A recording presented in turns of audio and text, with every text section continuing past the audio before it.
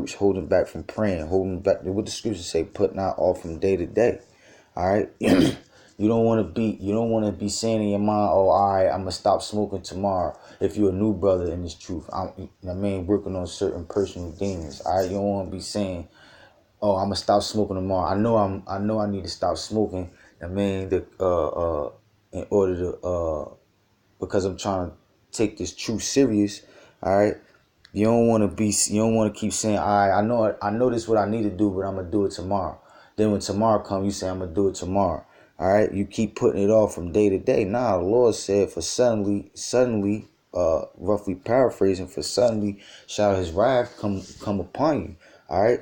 And that's how the scriptures say the end shall come as a thief in the night to those who not watching though. All right. So if you keep putting things that you know you should be doing off from day to day, eventually the end gonna come and you're not gonna be prepared for it. You're not gonna have enough works put in, all right, to show your faith. All right.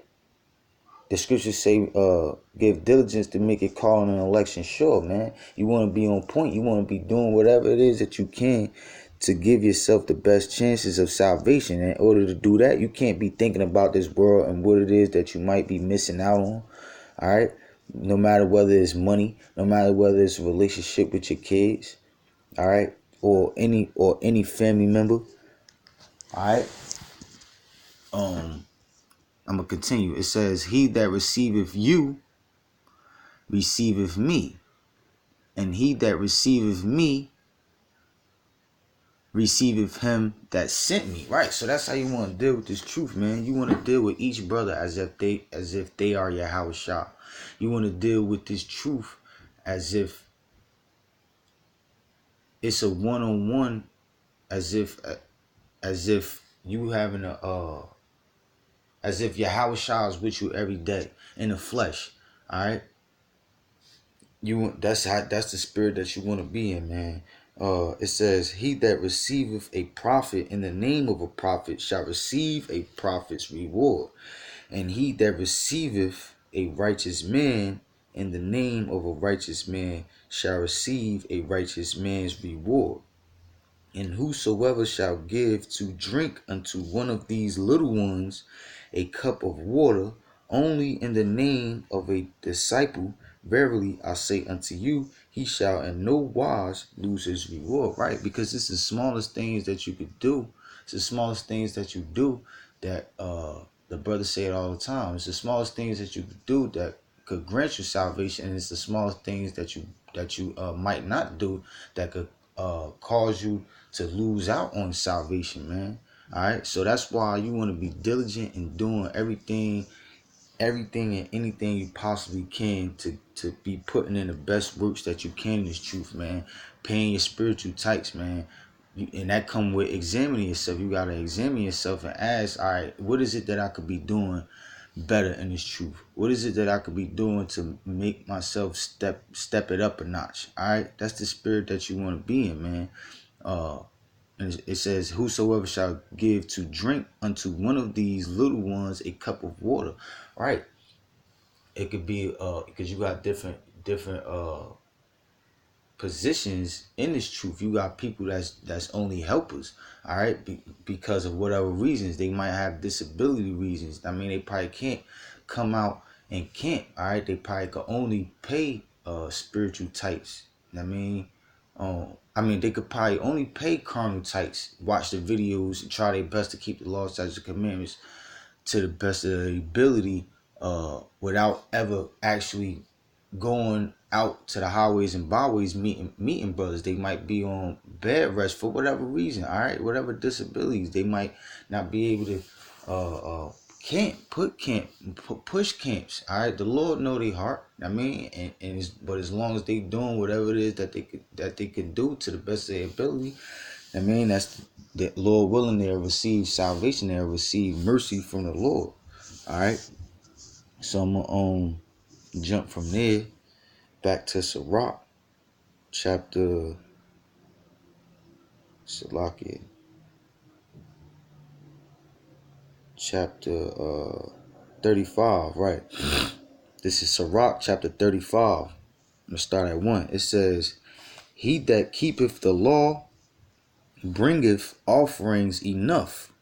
He that taketh heed to the commandment offereth a peace offering. Right? Because that's paying spiritual tithes. All right, keeping the law, statutes, and commandments of the Most High. And the Lord said, he that keepeth the law bringeth offerings enough. All right, letting you know that as long as you in the spirit of keeping the law, statutes, and commandments to the best of your ability, then you don't have to worry about paying spiritual tithes. You doing the right thing. You don't have to worry about whether you're doing the right thing or not, man. If you, as long as you keeping the law, statutes, and commandments to the best of your ability, sincerely, you gonna pay your 10% to the best of your ability. All right. So it says, continuing on, it says, he that requireth a good turn, no, he that requiteth, meaning to pay back, a good turn offereth fine flour, and he that giveth alms sacrificeth praise. Right? Because every time we pray, every time we fast, man, that's paying spiritual tithes. That's sacrificing our time, our energy unto the Lord. All right. Anytime you pay back, it says he that requiteth a good turn. Anytime you pay back anything that was any good thing that was done unto you, that's paying spiritual tithes. All right. Now, it's only Yahweh Shah died for our sins, man. It's only right for us to pay, pay that back, man. You know what I'm saying? Pay back that good deed. You know, and the only way for us to do that is through our time, our energy, and our and everything in our life, if necessary. All right. It says to depart from wickedness is a thing pleasing to the Lord, and to forsake unrighteousness is as propitiation, meaning winning the Lord over. Right? So this is spirit you want to be in, departing from wickedness, keeping the laws, statutes, and commandments to the best of your ability. Putting dealing with your personal demons. All brothers got their own personal demons. Certain things that they certain habits that they have from the world that they need to deal with. All right, personally. All right, you wanna do away with those demons, man. All right, if you was a person that drunk too much, woke up early in the morning drinking every day throughout the whole day, you wanna because there's nothing wrong with drinking. You wanna do whatever it is that you can do to cause yourself to not be that same person that you was in the past, all right, which was a drunk man, all right, drinking too much, all right, and you might not be able to do it overnight. You know what I mean, you might, but as long as you taking steps, you know what I mean, as long as you're making an effort, Lord willing, the Lord will sup with you, all right. So, like I said, you might can't stop drinking as much overnight, all right, but what you do is you break it down, you wean yourself down, all right. You might go from drinking, you might your moderation might be 3 bottles a day, a yak, all right. You want to eventually break it down to at least 1 bottle a day, all right, and then from there break it down to 1 bottle a week. Is whatever it is that you could do. That's an example of paying spiritual tithes, all right. It says to depart from wickedness is a thing pleasing to the Lord, and to forsake unrighteousness is a propitiation. It says thou shalt not appear empty before the Lord, right? Because at the end of the day, uh you have to faith without works is dead, man. All right, no matter how much you may believe in the Lord, man, you gotta put in works to show forth your faith. All right, but if you don't have no works, then you have no faith. All right, so and the scriptures say, thou shalt not appear empty before the Lord. Anybody who don't have no works to show their faith, they done for, man. They not gonna receive salvation, man. If you call yourself trying to be saved, man, you have to be putting in some type of works. You have to pay your spiritual tithes. It says, for all these things are to be done because of the commandment. Verse 6, it says, the offering of the righteous maketh the altar fat, and the sweet savor thereof is before the Most High. Right. As long as you doing whatever it is that you can do to step your game up in this truth, to put in more works, man, more videos, cause yourself to be able to be consistent with keeping camp, going to camp as much as possible, man.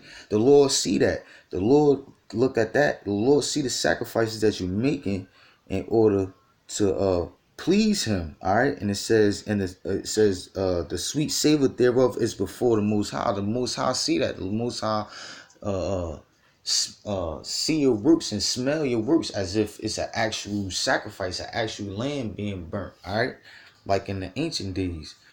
It says, the sacrifice of a just man is acceptable, and the memorial thereof shall never be forgotten. Right. As long as you sincerely putting in the best works you possibly can, the Lord said your works shall never be forgotten. All right. It says, give the Lord his honor with a good eye, and diminish not the first fruits of thine hands. Right. And that word diminish getting to make something of less value. All right. It says, give the Lord his honor with a good eye, right? That comes with examining yourself, asking yourself, am I doing everything that I possibly can be doing, and to be putting in the best works, to be pleasing the Lord to the best of my ability. All right. And if the answer is no, then you figure out what it is that you can be doing to step your game up. It says, and diminish not the first fruits of thine hands. Right, man. You don't want to short the Lord, man. You don't want to make it seem like sacrificing whatever it is that you may be able to sacrifice to the Lord doesn't have the value that it's supposed to have, man. All right. Dealing with the Lord is not something light. All right. You might take it as something light, sacrificing sleep. All right. But really, the Lord count everything, man. It all adds up, man. It all adds up, man. Every second, every second, anything that you do, the Lord see, man. As long as it's out of sincerity. For example, if you got $5 in your pocket, and one of your brothers truly need that $5 because of emergency, and this you out of a job, all right, you might be living from house to house, but you sacrifice that $5 for your brother, all right. The Lord see that, man. The Lord see that, and you might count it as nothing, all right. But the Lord see that, and the Lord count it as something great, all right. So continuing on, it says, Salakia, it says, and all thy gifts show a cheerful countenance, and dedicate thy tights with gladness. Right. That you don't want to be doing anything in this truth because you feel as though it's what you have to do. You're supposed to do it because you're happy to do it, man. You're supposed to be pleasing to. Oh, hey, Daddy. What's up? Wait. You're supposed to be happy to sacrifice anything in your life, even if it's your life. All right. I'm gonna wrap this up because the kids here now. It says, give unto the Most High according as He. Right. Back in verse 9, we'll bring verse 9 back. It says, in all thy gifts show a cheerful countenance, and dedicate thy tights with gladness. Right. You're not supposed to be dragging yourself to camp. You're not supposed to wake up Saturday morning or whatever day that brothers camp and be thinking like, oh brother, another day, gotta go to camp. I'm tired of doing this. I mean, if you in that spirit, man, You need to pray and fast to the Lord that the Lord take those demons up off you, man, because it's going to cost